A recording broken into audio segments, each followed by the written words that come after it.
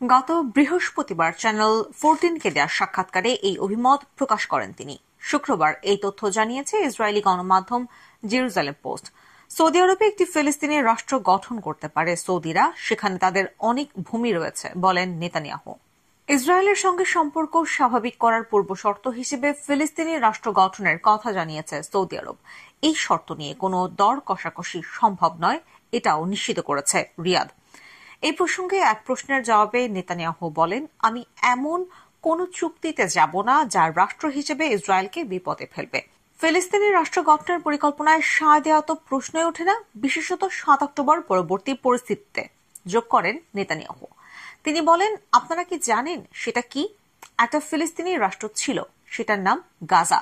গাজার নেতৃত্বে ছিল হামাস, তারাই এই ফিলিস্তিনি রাষ্ট্র পরিচালনা করত।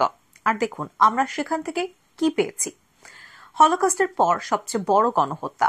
এই মুহূর্তে ওয়াশিংটন সফর করেছেন নেতানিয়াহু, সেখানেই তিনি এই সাক্ষাৎকার দেন।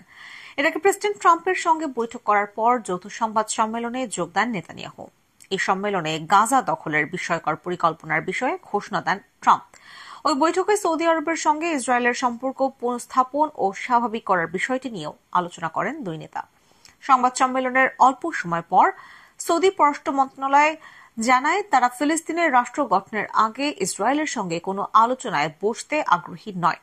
এই সপ্তাহের শুরুর দিকে নাম প্রকাশে অনিচ্ছুক ইসরায়েলি কর্মকর্তারা জেরুজালেম পোস্টকে জানান তারা আশঙ্কা করছেন নেতানিয়াহু সৌদি আরবের সঙ্গে সম্পর্ক স্বাভাবিক করার বিনিময়ে গাজা যুদ্ধের অবসান ও পশ্চিম তীর অধিগ্রহণ প্রক্রিয়াকে বিলম্বিত করার সিদ্ধান্ত নিতে পারেন।